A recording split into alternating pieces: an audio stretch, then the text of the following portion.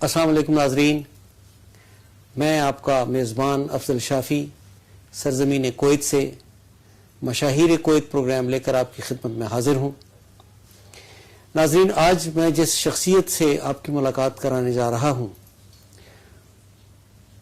اس پاکستانی کی عمر تو زیادہ نہیں ہے، لیکن اس کی کامیابیوں کا گراف کافی زیادہ بلند ہے۔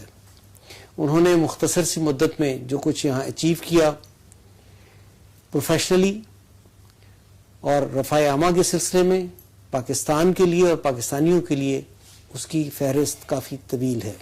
میں آپ کا تعارف کرا رہا ہوں جناب ارشد نعیم چودھری صاحب سے۔ السلام علیکم سر۔ وعلیکم السلام۔ کیسے ہیں جناب آپ؟ Thank you very much. ٹھیک ٹھاک ہیں؟ الحمدللہ۔ میں لاہور ٹیلی ویژن کی طرف سے آپ کی آمد پہ آپ کو خوش آمدید کہتا ہوں۔ بہت شکریہ، میں آپ کا اور آپ کے لاہور چینل کا مشکور ہوں کہ انہوں نے مجھے موقع دیا کہ میں آپ تک اور اپنے پاکستانیوں تک اپنی بات پہنچا سکوں۔ جہاں تک میرا تعلق ہے کہ میں نے کام کیا ہے میں نے کوئی احسان نہیں کیا، بلکہ میں نے یہ اپنا فرض ادا کیا ہے۔ ناظرین، میں جب ارشد نعیم چودھری صاحب کا پروفائل دیکھ رہا تھا تو مجھے بڑی خوشگوار حیرت ہوئی۔ آپ نے 1988 میں مسوری USA سے الیکٹریکل انجینئرنگ میں ڈگری لی۔ اس کے بعد آپ نے 4 سال اپنی خدمات پاکستان کو پیش کی۔ 4 سال کے بعد 1992 میں آپ کویت تشریف لائے۔ جب آپ کویت تشریف لائے نعیم چودھری صاحب، تو آپ کے ذہن میں کچھ پلان ہوں گے، کچھ خواب ہوں گے، یا آپ ایسے ہی چلے آئے کویت؟ نہیں، یقیناً پاکستان سے جب ہم باہر نکلتے ہیں یا تو تعلیم کے لیے نکلتے ہیں یا اچھے مستقبل کو سنبھالنے کے سوچ کے نکلتے ہیں کہ مڈل ایسٹ میرے لیے ایک اچھا آپشن ہے۔ چونکہ میں یورپ اور امریکہ یہ سب چیزیں دیکھ چکا تھا، تو مجھے اندازہ نہیں تھا کہ مڈل ایسٹ کی لائف کیا ہے۔ ٹھیک، ہم تو ان کو وہی سمجھتے تھے کہ جو حضور صلی اللہ علیہ وسلم کے زمانے سے لے کے ان خلفاء راشدین اور اس کے بعد کی، ہمیں اس کے بارے میں پتہ نہیں تھا۔ اس لیے میں نے مڈل ایسٹ کو سلیکٹ کیا کہ چلیں یہاں جا کے ٹرائی کرتے ہیں، اور یقیناً خوشحال زندگی گزارنے کے لیے مواقع کی تلاش تھی۔ بے شک۔ اس لیے میں یہاں کویت آ گیا، اور الحمدللہ اس کے بعد سے اللہ تعالیٰ نے روزگار بھی دیا، پھر اپنی کمیونٹی کے لوگوں کے ساتھ ملنے کا موقع ملا، پھر یہاں کے مسائل کو دیکھا، تو دل کرتا تھا کہ ہم پاکستانی جو ہے پاکستان کے اندر بھی مسائل کا شکار ہے، اور باہر آ کے دیکھا تو یہاں پہ بھی مسائل کا شکار ہے۔ میں آپ سے یہ پوچھنا چاہ رہا ہوں کہ پچھلے 70 سال سے ہم ایک ہی طرح کے اسٹیٹمنٹ سنتے آ رہے ہیں کہ پاکستان نازک موڑ سے گزر رہا ہے، نازک دوراہے پر کھڑا ہے، پاکستان کے مسائل یوں ہیں، پاکستان مسائل میں گھرا ہوا ہے۔ پاکستان کے مسائل ہیں کیا؟ جی، یہ آپ کا سوال بڑا پرٹیننٹ ہے، اور اس کو ایڈریس کیے بغیر میرا نہیں خیال کہ ہمارا ملک کہیں پہ ترقی کر سکتا ہے۔ جی، پاکستان کا سب سے بڑا مسئلہ اس کی تعلیم ہے۔ جی، ہمارے نوجوانوں میں وہ تعلیمی شعور یا وہ تعلیم جس سے ان کی روزمرہ زندگی میں اضافہ کیا جا سکتا ہے، اس کا کوئی متعارف نہیں کرایا گیا پاکستان میں، اور اس کی وجہ سے ہمارے پاکستانی جب باہر جاتے ہیں تو ان کو بہت سارے مشکلات کا سامنا کرنا پڑتا ہے۔ اس سلسلے میں نے جب آیا، میں نے یہ دیکھا تو میں نے کوشش کی کہ ان کی ویلفیئر کے لیے ایک میں ادارہ بناؤں، اس ادارے میں جو ہمارے لوگوں کا ہنر ایکسیلنٹ ہے۔ میں اپنے مختلف پروجیکٹس پہ جب میں کام کرتا تھا تو مختلف نیشنلٹیز کے لوگ آتے تھے، تو ایک دفعہ اتفاق ایسا ہوا کہ میرے ساتھ 2-3 اور نیشنلٹیز کے لوگ بھی بیٹھے تھے، تو ایک جو دوسری نیشنلٹی کے لوگ تھے انہوں نے مجھ سے پوچھا کہ وہ شخص اتنی ہائٹ پہ کام کر رہا ہے اور بغیر اس چیز کے خوف خطر کے کر رہا ہے، یہ کون سی نیشنلٹی ہے؟ تو ہمارے ہی اگینسٹ ایک اور نیشنلٹی کا دوست کہہ سکتے ہیں، انہوں نے کہا کہ یہ سوائے پاکستانی کے اور کوئی ہو نہیں سکتا۔ واہ واہ واہ۔ تو اس لیے مجھے دکھ ہوتا ہے کہ جب ہمارے اندر اتنا سکل موجود ہے، اتنے غیور اور بہادر ہمارے لوگ ہیں، لیکن انفارچونیٹلی ان کی جو سکلز ہیں ان سے نہ تو بھرپور یہ فائدہ اٹھا سکتے ہیں اور نہ ان کو اس کے عوض اجرت مل سکتی ہے۔ تو اس چیز نے مجھے مجبور کیا، میں نے سوچا کہ ان کے لیے ہم ان کی جو سکلز ہیں ان کو سرٹیفائی کیا جائے. ٹھیک. جب تک ہم ان کی سکلز کو سرٹیفائی نہیں کریں گے ان کا روزگار بڑھ نہیں سکتا. جی بالکل. حضرت بڑی اچھی سوچ ہے آپ کی، لیکن رفع عامہ کے کام کرنے کے لیے آپ کوئی این جی او بنا لیتے، رفع عامہ کا کام کرتے رہتے. آپ نے وہ اڈاپٹ کیوں نہیں کیا؟ جی دراصل میں سمجھتا ہوں کہ دنیا کے کسی بھی مہذب ملک میں آپ کو این جی او نہیں ملے گی. آپ جتنے بڑے بڑے ممالک جو ترقی یافتہ ممالک ہیں وہاں پہ این جی او نہیں ملے گی. کیوں نہیں ہے وہاں پہ این جی او؟ جی اس کی بنیادی وجہ یہ ہے کہ وہاں پہ ان کی حکومتوں نے عام لوگوں کو سہولیات، ان کی بنیادی ضروریات کو پورا کرنے کا سارا اہتمام کیا ہوتا ہے. ٹھیک. انفارچونیٹلی ہمارے ملک میں نہ تو تعلیم ہے، نہ ہمارے لوگوں کو بنیادی حقوق کا تحفظ کیا گیا ہے، اور نہ ہی کوئی ایسی حکومت آئی ہے جس نے ہمارے لوگوں کو پروٹیکٹ کیا ہے، ان کے تحفظات کو دور کیا. ٹھیک. اس کی وجہ سے میں سمجھتا ہوں کہ یہ جو 5th جنریشن وار ہے، جی یہ این جی او ایک ٹول ہے ان کا. ہمارے ملک کے اندر جتنے بھی غریب ممالک ہوتے ہیں ان کے اندر این جی اوز کو انجیکٹ کیا جاتا ہے.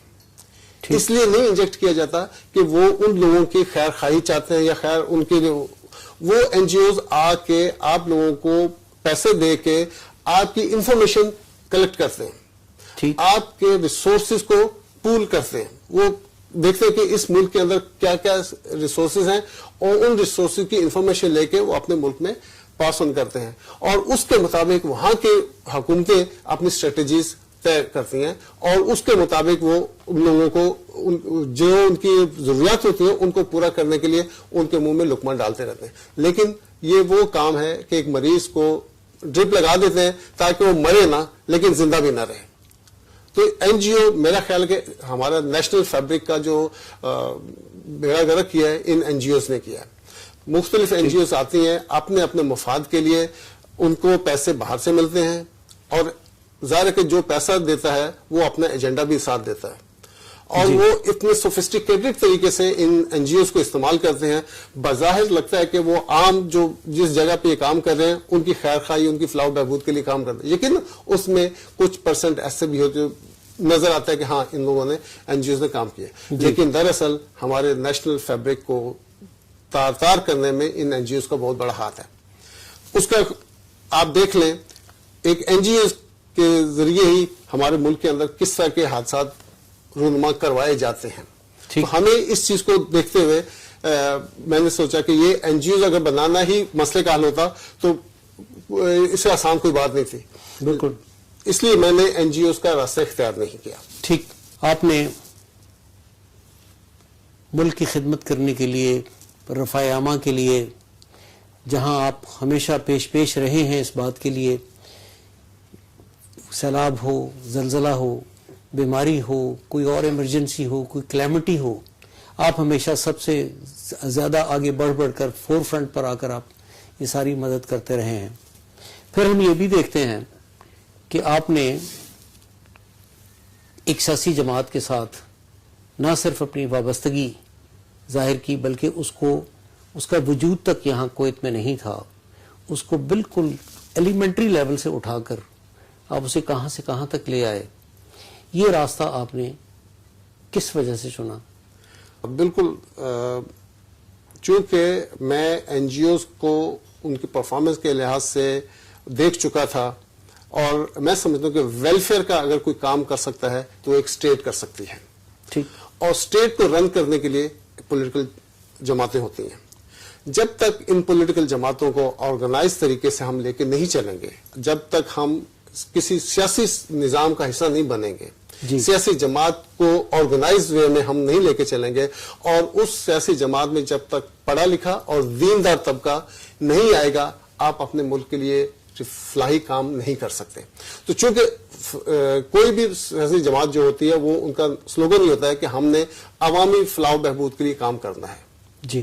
جب آپ یہ نعرہ لے کے جاتے ہیں تو فلاح و بہبود کے کام صرف نعروں سے نہیں ہوتے، ریسورسز کی اپلیکیشن میں بھی ہوتے ہیں. جب تک آپ کے پاس ریسورسز آپ کے اس میں مرضی کے اوپر نہیں ہوں گے، آپ کچھ نہیں کر پائیں گے.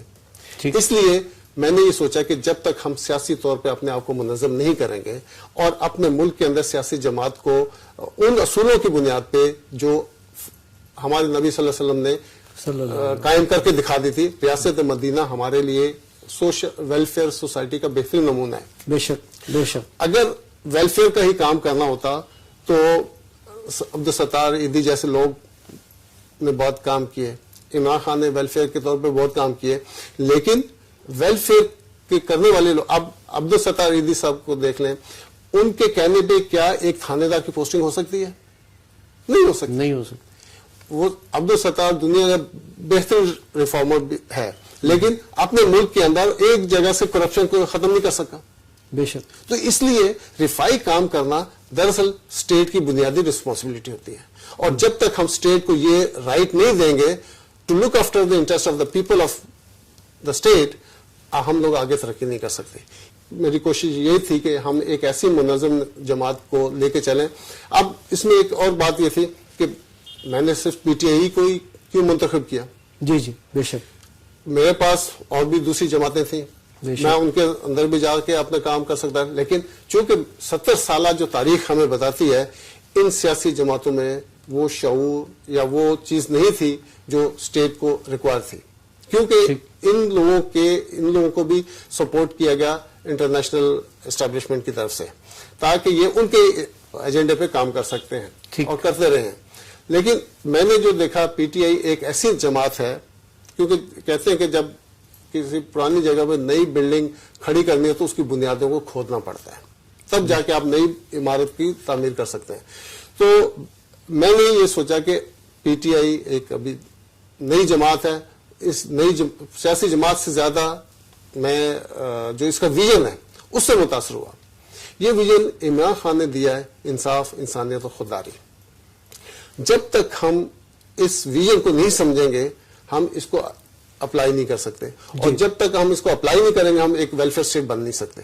اس لیے میں نے کہا کہ اپنے طور پہ میں کوشش کرتا ہوں، اپنے ہم خیال لوگوں کو ساتھ ملاتا ہوں، تاکہ ہم ایک ایسی جماعت کو شروع سے ہی لے کے چلیں اور اس کی ڈائریکشن اس طرف رکھیں کہ ہم نے اس کو پاکستان کو ایک ویلفیئر اسٹیٹ بنانا ہے. میں حضور آپ سے یہ پوچھنا چاہوں گا کہ آپ کی زندگی کا ایک پہلو بہت اچھے آرٹیکلز لکھنا بھی ہے. آپ بحیثیت رائٹر کے بڑی متاثر کن آپ کی تحریریں ہوتی ہیں، اس میں آپ کے ذاتی جذبات کے ساتھ ساتھ اس میں بہت سارا تحقیقی کام ہوا ہوتا ہے. تو یہ جتنی ریسرچ آپ کرتے ہیں اس کے لیے کیا کیا کرتے ہیں آپ؟ کہاں انجینئر، الیکٹریکل، بجلی کی تاروں کے ساتھ کھیلنے والے، ڈرائنگوں کے ساتھ چلنے والے، اور کہاں یہ تخلیقی عمل کے آرٹیکل جت میں اتنی تحقیق، یہ سارا کیسے؟ یہ آپ نے بڑا صحیح سوال اٹھایا. چونکہ میں الیکٹریکل انجینئر ہوں جی، اور ڈیزائننگ میں اسپیشلٹی میری ہے، ڈیزائن میں کرتا ہوں جی، تو اس میں جو تھاٹ پروسیس ہوتا ہے اس تھاٹ پروسیس کو آپ نے ڈرائنگ پہ کنورٹ کرنا ہے جی، اور ان ڈرائنگ کے اوپر کنورٹ کرنے کے بعد اس کو آپ نے گراؤنڈ کے اوپر ان کو امپلیمنٹ کرنا ہے. سو پرسپشن سے امپلیمنٹیشن تک. جی ہاں بالکل. تو اس وجہ سے جب میں نے اپنے کویت آیا، اپنے مسائل کو دیکھا، یہاں پہ ہمارے لوگوں کو تکلیفوں کو دیکھا، تو باتیں تو ہم بہت کرتے ہیں لیکن عملی طور پہ میں بھی اس میں شامل ہوں، اتنا افیکٹو نہیں رہا جتنا ہونا چاہیے تھا، لیکن میری کوشش ہے، میں اپنی کوشش کرتا ہوں.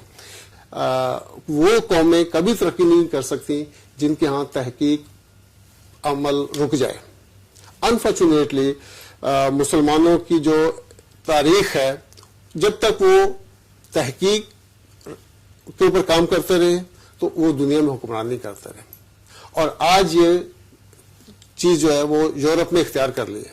بے شک. آج آپ دیکھ لیں کہ جو وہاں کی بڑی بڑی کمپنیز ہیں، ان کا جو کمپنیز کا بجٹ ہے وہ ایک سوورن اسٹیٹ کے سے زیادہ ہوتا ہے. وہ کیوں؟ ترقی آدمی اسی وقت کرتا ہے جب تحقیق کے پروسیس کو آپ لے کے چلتے ہیں. جب تک آپ تحقیق کو اپنی زندگی کا اوڑھنا بچھونا نہیں بنائیں گے اور آپ اپنے بچوں کی تربیت شروع سے ہی نہیں کریں گے کہ وہ تحقیق کے اوپر آ جائیں. اس سلسلے میں نے ایک پروجیکٹ، اسکول کا پروجیکٹ ڈیزائن کیا جی. اس میں یہ تھا کہ ہم نے پہلے 5 سال، قومیں جو بنتی ہیں وہ پہلے 5 سالوں میں ہی بن جاتی ہیں، جو افراد ہوتے ہیں ان کی نشو و نما پہلے 5 سے 7 سال میں ہو جاتی ہے، اور جو اس جگہ پہ فٹ ہو جائے وہ آگے کنٹینیو کرتا ہے۔ تو میں نے یہ سوچا کہ ہم اپنے بچوں کو، میری خواہش ہے کہ مجھے پاکستان میں اسکول بنانے کا موقع ملے، اور میں صرف پرائمری کلاس تک کے بچوں کو پڑھانا چاہوں گا۔ کیوں؟ اگر ہم نے اپنے پرائمری کے بچوں کو آرگنائز کر دیا، ان کے اندر تحقیق، ریسرچ اینڈ ڈیولپمنٹ کا عنصر شامل کر دیا، تو پھر ہم سمجھیں کہ ہم ایک قوم بننے جا رہے ہیں۔ چونکہ آپ اسکول جس طرح سے ہمارے بچوں کے اوپر کتابیں لا دی گئی ہیں، اس نے ان کے ذہنی طور پہ ان کی گروتھ کو روک دیا ہے۔ آج جو ہمارے پاکستانیوں کی سوچ محدود ہو گئی ہے، اس کی بنیادی وجہ یہ ہے کہ ہمارے لوگوں نے تحقیق کو چھوڑ دیا ہے۔ وہ کٹ اینڈ پیسٹ کے اوپر ہمارے اساتذہ اس میں شامل ہیں، ہمارے علماء اس میں شامل ہیں، اور ہمارے میڈیا شامل ہیں، کیونکہ 3 ادارے ہوتے ہیں جو قوم کی نشو و نما کرتے ہیں: مسجد، مدرسہ اور میڈیا۔ یہ ریسنٹلی میڈیا نے اپنا رول اڈاپٹ کیا ہے، وچ از ویری گڈ کہ وہ اپنے رول پہ، لیکن انفارچونیٹلی یہ اپنا رول اس طریقے سے ان تینوں کے سربراہوں کو دیکھیں، یہ سب کرپٹ ہو چکے ہیں۔ ہمارا مسجد کا، معذرت کے ساتھ، ہم نے امام، ہمارا جو مسجد کا طبقہ ہے، ان کو ہم نے اپنے سوسائٹی سے باہر نکالا ہوا ہے۔ جی، ہمارا جب تک ہم علماء کو اپنی سوسائٹی کا حصہ نہیں بنائیں گے، جب تک ہم علماء کو معاشی طور پہ مضبوط نہیں کریں گے، وہ ہمارے بچوں کو کچھ بھی تعلیم نہیں دیں گے۔ وہ چونکہ جس کا پیٹ بھوکا ہے، آپ اسے کہیں گے وہ تحقیقی کام کرے گا، وہ نہیں کر سکتا۔ بے شک نہیں۔ اس لیے ہمیں اپنے لوگوں میں، اپنی قوم کے اندر تحقیقی جستجو کو پیدا کرنا ہے، اور اس کی بنیاد ہم نے اسکول سے رکھنی ہے۔ میں کہتا ہوں کہ ایک بچے کو ایک کھلونا دے دیں، اسکول کے اندر جب جاتے ہیں ان کو کھلونا دے دیں اور اس کو بولے توڑ دو۔ جب وہ توڑ دے، اسے بولے یہ توڑا کیسے تم نے، وہ لکھ دو۔ پھر جب وہ توڑ دے تو اسے بولو آپ جوڑ دو اس کو، اور بولو کہ اب یہ تم نے جوڑا ہے تو اس کا لکھ دو، کیا تم نے کیا کیا چیزیں کی ہیں۔ تو اس طرح سے بچوں کے ذہنوں کو آپ نئی جہتیں دیں گے۔ جب تک ہم اپنے لوگوں میں سوچ کو ڈیولپ نہیں کریں گے، ہماری قوم ایسے ہی رہے گی۔ تو اس کا مطلب یہ ہوا کہ جو موجودہ طریقہ تعلیم ہے، آپ اس سے مطمئن نہیں ہیں؟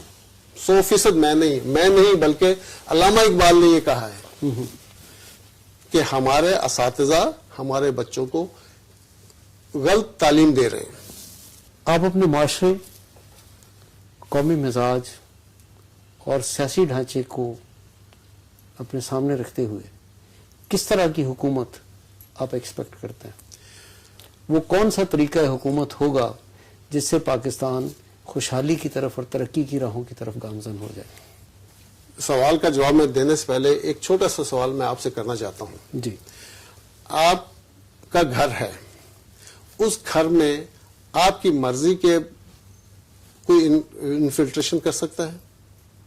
میری مرضی کے بغیر؟ جی، یقیناً نہیں کر سکتا۔ لیکن اگر کوئی کرے پھر آپ کیا کریں گے؟ اسے سختی سے ہٹا دیا جائے گا۔ جی، بالکل یہی معاملہ ہمارے پاکستان کا ہے۔ جی، پاکستان کی ہسٹری کو آپ دیکھیں، قائد اعظم انڈیا سے ناراض ہو کے چلے گئے تھے۔ جی، قائد اعظم واپس کیوں آئے؟ علامہ اقبال نے ان کو کئی خطوط لکھے، اس میں انہوں نے پاکستان کے بننے کی وجوہات بھی بیان کی ہیں۔ بے شک بے شک۔ اور انہوں نے کہا کہ مسلمانوں کا ایک نظریہ ہے، لا الہ الا اللہ محمد رسول اللہ، ایک نظریہ ہے، اس نظریے کی بنیاد پہ پاکستان کا وجود عمل میں آیا۔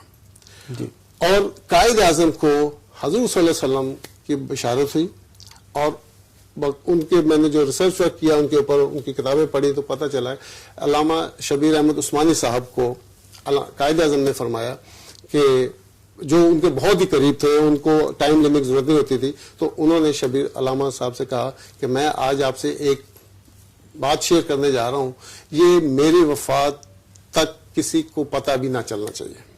ٹھیک۔ اور جب قائد اعظم کی وفات ہوئی تو علامہ شبیر احمد عثمانی صاحب نے جب ان کا جنازہ پڑھایا تو اس موقع پہ انہوں نے فرمایا کہ میں آپ کو ایک قائد اعظم کا میسج دینا چاہتا ہوں. جی. اور وہ میسج یہ تھا کہ حضور صلی اللہ علیہ وسلم نے قائد اعظم سے فرمایا کہ تمہیں انڈیا کے لوگوں کی مدد کرنی ہے, تمہیں وہاں مسلمانوں کی مدد کے لیے جانا ہے. سبحان اللہ. تو اس خواب نے, اس ہدایت نے قائد اعظم کو پاکستان آنے پر مجبور کیا, اور جس کا انہوں نے کہا کہ میں, اور ورنہ آپ دیکھیں 7 سال کی کشمیر کو کتنے سالوں کی ایفرٹ ہو گئی, 70 سال ہو گئے. فلسطین کو کتنے سالوں ہو گیا, پاکستان صرف 7 سالوں کے اندر اللہ تعالیٰ نے وجود میں دے دیا.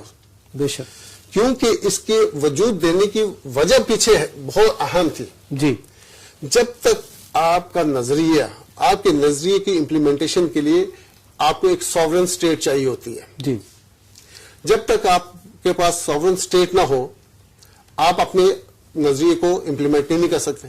تو یہی وجہ تھی کہ اللہ تعالیٰ نے پاکستان کو وجود اس لیے دیا کہ اس میں لا الہ الا اللہ کا نظریہ اپلائی کرنا تھا, اور وہ نظریہ اس وقت انڈیا میں بھی لوگ رہتے تھے, اس وقت کیوں نہیں وہاں پہ ہو سکا؟ اس لیے کہ جہاں آپ کو رکاوٹیں آئیں گی وہاں پہ آپ اپنے نظریات کے اوپر کام نہیں کر سکتے. بے شک. تو ہمارے پاکستان کا وجود اس بات کی ضمانت ہے کہ یہ رہتی دنیا تک رہے گا, اور اس کے اندر جو اللہ اس کے رسول کا فرمان ہے, تعلیمات ہیں, وہ یہاں پہ رائج ہو کے رہیں گی. آج نہیں تو کل, لیکن یہ ہو کے رہیں گی. اچھا, نظریاتی سیاست اور عام سیاست میں آپ کیا فرق دیکھتے ہیں؟ آپ کو ایسا نہیں لگتا کہ پی ٹی آئی میں نظریاتی سیاست دم توڑ رہی ہے؟ بالکل نہیں, بالکل نہیں. پی ٹی آئی وہ واحد جماعت ہے جس نے نظریات کی سیاست کو فروغ دیا, اور میں سمجھتا ہوں کہ جب تک آپ نظریات کے اوپر کام نہیں کریں گے, شخصیات تو آنی جانی شاید. بے شک. آج عمران خان ہے, کل نہیں ہوگا, تو کیا اس کے ساتھ پارٹی مر جائے گی؟ یہی کمال ہے عمران خان کا کہ اس نے ہمیں زبان دے دی ہے, اور اس نے ہمیں شعور دے دیا ہے کہ شخصیات اہم نہیں ہوتی, نظریات اہم ہوتی ہیں. اور اس کا نظریہ کیا ہے؟ انصاف, انسانیت اور خودداری. جن معاشروں میں انصاف ہوتا ہے وہاں انسانیت جنم لیتی ہے, اور جہاں انسانیت ہو وہاں پہ خودداری جنم لیتی ہے. بے شک, بے شک. تو یہ ہے وہ ویژن عمران خان کا جو پرو پاکستان ہے, اور اس کے اوپر ہم سب کو مل کے کام کرنے کی ضرورت ہے. ناظرین, میں یہ دیکھ رہا ہوں کہ ارشد نعیم چودھری صاحب پی ٹی آئی کے کافی جالے بھی ہیں, لیکن ایک نظریاتی کارکن ہیں. ان کے نزدیک عمران خان کی سحرانگیز شخصیت ہونے کے باوجود یہ ان کی شخصیت سے کہیں زیادہ ان کے نظریات سے متاثر ہیں, اور اس میں کوئی شک نہیں ہے کہ کسی بھی تعمیری کام کی ابتدا ایک نظریے سے ہوتی ہے. اسی طرح پاکستان کا وجود ایک نظریے سے اٹھا, اسی طرح دنیا میں بڑے بڑے کام نظریات سے شروع ہو کر اور پایہ تکمیل تک جاتے ہیں. ماشاءاللہ سیاست پر آپ کی بڑی گہری نظر ہے, اور پاکستان کے حالات اور پاکستان کی سیاسی جماعتوں کی پرفارمنس بھی آپ دیکھ رہے ہیں. ہم بہت سارے سالوں سے جمہوریت کا بہت راگ آلاپتے ہیں, اور مجھے تو یہ بات بہت دکھ سے کہنی پڑتی ہے ایک پاکستانی ہونے کے ناطے کہ شاید ہم جمہوریت کی اصل روح سے ہی واقف نہیں ہیں. آپ کے نزدیک جمہوریت کی کیا تشریح ہے؟ یہ بڑا اہم سوال آپ نے کیا, اور میں سمجھتا ہوں کہ جب تک ہم جمہوریت کو ڈیفائن نہیں کریں گے, جمہوریت کا اصل مقصد وہ نہیں پتہ کریں گے, ہم اسی طرح بیرا روی کا شکار رہیں گے. سیاسی طور پہ اگر جمہوریت, میں سمجھتا ہوں کہ جو میری سٹڈی ہے, جمہوریت مشرقی جمہوریت بھی ہے اور مغربی جمہوریت بھی ہے. ٹھیک. مغربی جمہوریت مغرب میں تو بڑی کامیاب ہے جی, وہ ہمارے پاکستان یا مسلمان ممالک میں کامیاب کیوں نہیں ہے جمہوریت, اس کو بھی ہمیں سے دیکھنا ہے. جی. دوسرے نمبر پہ کہ جب یہ وہاں پہ کامیاب ہوئی اس کی وجوہات کیا ہیں, اور یہاں ناکام ہوئی تو اس کی وجوہات کیا ہیں. ٹھیک. مغرب میں اس کی کامیابی کی وجوہات یہ ہے کہ جب یہ جمہوریت 200 سال پرانی ہے, 300 سال پرانی کر سکتے ہیں آپ. جی. اس جمہوریت سے پہلے جو نظام تھے, کمیونزم, کیپٹل, فلانا فلانا جو بھی نظام تھے وہ ناکام ہوئے. اس کے بعد انہوں نے جمہوریت کو انٹروڈیوس کیا. جی. جمہوریت دراصل لوگوں, ان پیسے والے لوگوں کی کنٹینیوٹی کا دوسرا نام ہے. اس میں اس جمہوریت میں چونکہ ان کے پاس ڈھیروں پیسہ پڑا ہوا تھا، اب وہ سمجھتے تھے کہ اس پیسے کا تحفظ کیسے کیا جائے، اور اس تحفظ کے لیے ان کو ایک ایسے، کیونکہ دوسرے نظام سارے ان کے کرپٹ ہو گئے تھے، ناکام ہو گئے تھے، تو انہوں نے اس جمہوریت نظام کو تشکیل دیا کہ اس پیسے کو ایک ایسا ایک ادارہ بنایا جائے، اس ادارے کے اندر لوگ بیٹھ کے کام کریں، بظاہر جیسا میں کہا کہ این جی او کا جو کانسیپٹ ہے وہ انہی کا یہی پہ کہ ایک ایسا ادارہ بنایا جائے جس میں عوام میں سے لوگوں کا یہ سب دھوکہ ہے. یہ جو ڈیموکریٹک سسٹم ہمارے ہاں ناکام کیوں ہوا کہ اور وہاں پہ جو کامیاب ہوا کہ ان کی جو ضروریات تھیں، اس معاشرے کی جو ضروریات تھیں، انہوں نے اس ضروریات کو پورا کرنے کے لیے انہوں نے جمہوریت کا ایک نام کیا اور کام کیا، اور وہ اس پہ چلے گئے.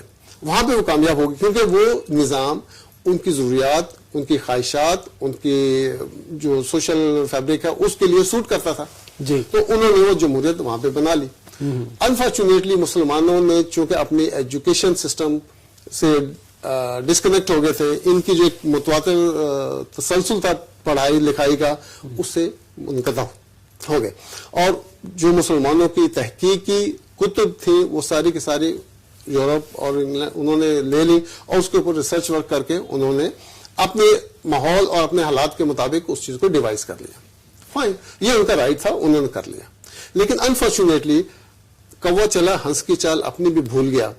ہم مسلمانوں کے پاس پورا نظام زندگی موجود ہے، اور وہ 200-300 سال پرانا نہیں ہے، 1500 سال پرانا ہمارا نظام موجود ہے.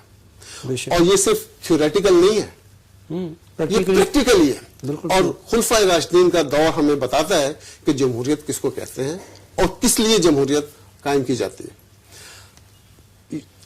مغربی جمہوریت میں یہ ہے کہ ایک فرد، بہت سارے لوگ مل کے ایک شخص کو اتنی طاقت دے دیتے ہیں کہ وہ پھر ان کی قسمت کا فیصلہ کرتا ہے. جبکہ مشرقی جمہوریت یہ کہتی ہے کہ بہت سارے مل کے، بہت سارے دماغ مل کے ایک ایسا کام کریں جس سے عوام کی فلاح و بہبود کے لیے اثرات سامنے ہیں. وہ ہے ان کے شورائی نظام. وہ مشاورت کے اوپر بلیو کرتے ہیں، مشاورت ہی جمہوریت رہتی ہے. تو جب تک ہم مشاورت کے نظام کو، اور مشاورت ایسے نہیں ہر ایک بندے سے مشاورت نہیں کی جاتی، اہل علم لوگوں سے مشاورت کی جاتی ہے. مغربی جمہوریت میں ان کے نظام کے حساب سے وہ تو اپنی کامیابی سے چل رہے ہیں، لیکن ہم لوگ یہاں پہ کنفیوژن کا شکار ہو گئے. ہم نام تو مسلمانوں کا رکھنا چاہتے ہیں، کام ہم مسلمانوں کا کرنا چاہتے ہیں، لیکن سود کے اوپر ہم کمپرومائز نہیں کر رہے. سود مسلمانوں کے لیے حرام ہے، جس کو اللہ تعالیٰ نے خود کہا ہے کہ یہ کبھی جرم ہے، اور اللہ اور اس کے رسول سے براہ راست جنگ ہے. بے شک. اور جب بنیادی طور پہ جب ہم اس کو لے کے چلتے ہیں سود کو، تو سودی نظام تو ان کا ہے. ہمارا بچہ جو آج جو پڑھ کے آیا وہاں پہ، اس نے وہاں بینکاری اکنامکس کو پڑھا ہے، بینکنگ سسٹم کو پڑھا ہے، جس کی بیس انٹرسٹ ہے. جبکہ ہمارے مسلمان انٹرسٹ فری اکانومی کو ڈیولپ کرنا چاہتے ہیں. ہمارا مسلمانوں کے پاس بہترین نظام حیات موجود ہے، جس کی ایک ایک شک کو عملی طور پہ ہمارے خلفاء راشدین نے عملی طور پہ کر کے دکھا دیا. جب تک ہم مسلمان، میں یہ نہیں کہتا کہ ہمیں مغرب سے لڑائی لڑنی چاہیے یا مشرق سے لڑائی لڑنی چاہیے، نہیں، ہمیں پیرلل اپنے آپ کو اسٹرانگ کرنا ہے. اس کا یہ مطلب ہرگز نہیں ہوتا اگر آپ کے پاس بندوق ہے، اس کا یہ مطلب ہرگز نہیں کہ آپ دوسرے کو گولی مار دیں. اس کا یہ مطلب ہوتا ہے کہ اگلے کو پتہ ہو کہ اس کے پاس بندوق ہے تو دوسرا جرأت نہیں کرے گا آپ کو ہٹ کرنے کی. تو جب اپنے آپ کو جب تک ہم مضبوط نہیں کریں گے معاشی طور پہ، اخلاقی طور پہ، جب تک ہم مضبوط نہیں ہوں گے، ہر نتھو پتو خیرہ ہمیں اسی طرح رونتا چلا جائے گا. تو میری کوشش اور خواہش یہ ہے کہ ہم پاکستان کے اندر ایسا اخلاقی نظام مرتب کریں. جمہوریت دراصل بیس کرتے اخلاقیات کے اوپر. میں جو بات بتانا چاہتا ہوں وہ یہ ہے کہ جمہوریت اخلاقیات کے اوپر بیس کرتی ہے. جب تک آپ اپنی جمہوریت کو اخلاقی اقدار کے اوپر نہیں لے کے آئیں گے، آپ اس جمہوریت سے کچھ نہیں لے سکتے. دوسرے نمبر پہ جب تک ہم اپنے جن کو ان اخلاقی اقدار کا پتہ ہے وہ ہیں ہمارے علماء حضرات. میں چاہتا ہوں کہ جب تک ہمارے علماء حضرات پریکٹیکلی سیاست میں نہیں آئیں گے ہمارے ملک کا سیاسی نظام تتر بتر رہے گا. اس کے لیے ہمیں اخلاقیات کو بیس بنا کے ان لوگوں کو آگے لانا چاہیے. نارملی انٹرویوز کے آخر میں یہ سوال کیا جاتا ہے کہ قوم کے نام کوئی پیغام، نوجوانوں کے نام کوئی پیغام. میں آپ سے یہ پوچھنا چاہتا ہوں کہ آپ اپنے لیڈر کو کوئی پیغام دینا چاہیں گے؟ جی یقیناً میں اپنے لیڈر، میرا لیڈر عمران خان ہے، میں اس کو ان کے ساتھ اپنے چیزیں خیالات شیئر کرنا چاہتا ہوں کہ جو ویژن آپ نے دیا ہے وہ پرو پاکستان ویژن ہے، اور جب تک آپ اس کو امپلیمنٹ نہیں کر رہے گے یہ پاکستان کے لیے کوئی کام نہیں دے سکتا. میں چونکہ آپ کے نظریے کے اوپر آپ کے ساتھ شامل ہوا ہوں اور میں چاہتا ہوں کہ آپ کی کامیابی ہماری کامیابی ہو. اور لیڈر وہی ہوتا ہے جو اپنے لوگوں کی صحیح ترجمانی کرتا ہے. آپ نے آج تک ہمارے لوگوں میں جو شعور دیا ہے وہ ہمارے آج 70 سال سے جو ہمارے لیڈر حضرات آئے ان میں سے کسی نے وہ ویژن وہ نہیں دیا. آپ نے مجھے آواز دی ہے، آپ نے مجھے شعور دیا ہے، اور آپ نے مجھے جرأت دی ہے کہ میں آپ سے سوال کر سکوں. اور وہ یہ ہے کہ آپ الیکٹیبلز اور آئیڈیالوگ کو پیرلل لے کے چل سکتے ہیں. ایک آئیڈیالوگ جو پارٹی کی تنظیم سازی اور پارٹی کو گرو کرنے کے لیے، اس کی گروتھ کے لیے ایک ریڑھ کی ہڈی کا درجہ رکھتے ہیں، آپ آئیڈیالوگ کو ایک پلڑے میں آئیڈیالوگ کو رکھیں اور ان سے پارٹی کی تنظیم سازی کرائیں، اور دوسرے پلڑے میں الیکٹیبلز کو رکھیں جن سے حکومت کے امور، چونکہ ان کے جو آپ سمجھتے ہیں کہ یہ الیکٹیبلز ہیں اور آپ کی سرپرستی میں وہ کام کر سکتے ہیں. تو مجھے یقین ہے آپ کے اوپر کہ جب آپ ان کو ایک راستہ دیں گے، ان کے متعین کریں گے، وہ کہیں اور نہیں جا سکتے. تو آپ ان لوگوں کو الیکٹیبل سے آپ حکومتی امور چلائیں، اور آئیڈیالوگ جو نظریاتی لوگ ہیں ان سے آپ پارٹی کی کریں. تو یہ دو ٹیئرز کے اوپر آپ کو کام کرنا پڑے گا، اور چاہیے بھی کہ آپ آئیڈیالوگ اور الیکٹیبل دونوں کو ساتھ لے کے چلیں. بہت شکریہ. اس کے ساتھ ہی ناظرین اجازت دیجیے. اللہ حافظ. پاکستان زندہ باد.